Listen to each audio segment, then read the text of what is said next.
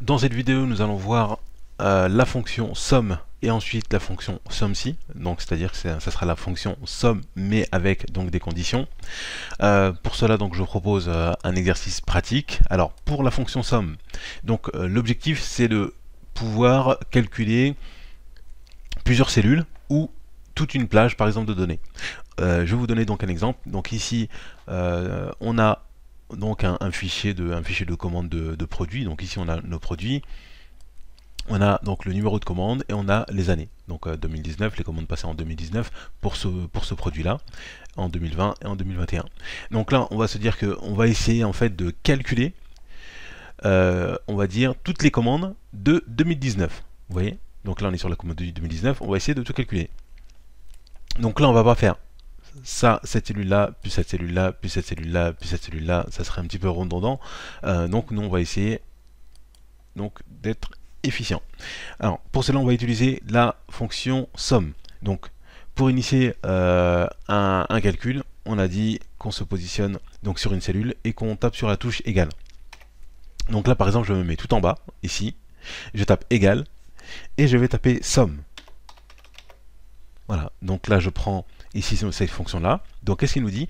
Calcule donc la somme des nombres dans une plage de cellules. Voilà, donc là, par exemple, la somme des nombres dans une plage de cellules. Donc une plage, c'est d'une cellule à une autre cellule. Donc par exemple, je vais faire de cette cellule-là, donc hop, donc ça va pas fonctionner.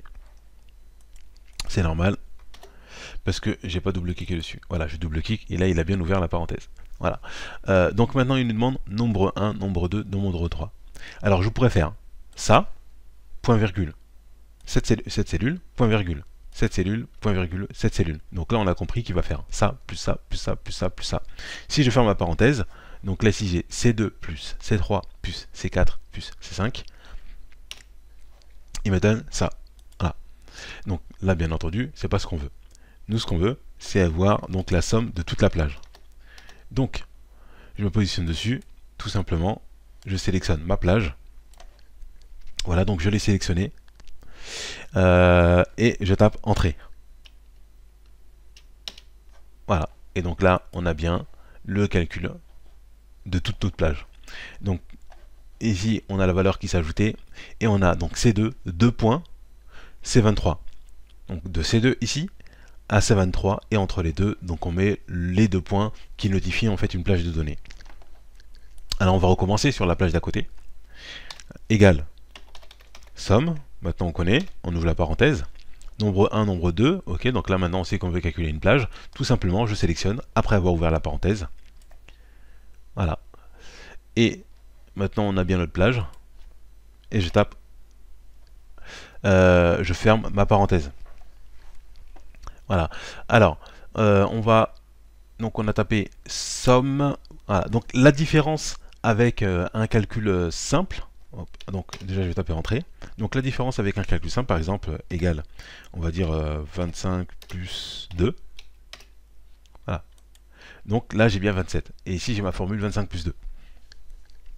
Mais donc là on n'a pas besoin de mettre de fonction, on n'a pas besoin de mettre de parenthèse. Pourquoi? Parce qu'il y a un opérateur de calcul en fait là qui est le plus. Donc vu que c'est plus, Excel il le reconnaît, donc il n'y a pas de souci. Donc c'est voilà. Maintenant si je mets égale 25 2.2, qu'est-ce qu'il va faire?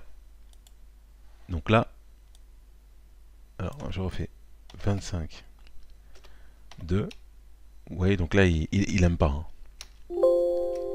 Parce qu'est-ce qu'on a dit? On a dit que les 2 points, en fait, c'était pour une plage en fait de données. Donc ça, pour lui, Excel, c'est pas un opérateur, donc ça fonctionne pas. Pour faire une division avec Excel, donc on utilise le slash. On l'avait déjà vu, 25 divisé par 2.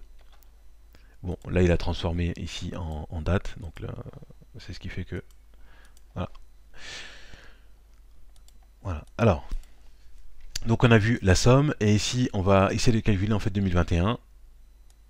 Donc là, tout simplement, ce que je vais faire, c'est que je vais prendre la cellule là ici, le petit carré en bas à droite, et je glisse sur la droite. Et donc là, il a bien recopié donc E2 à E23. Ok. Maintenant, on va voir donc dans une prochaine vidéo la fonction SOMSI.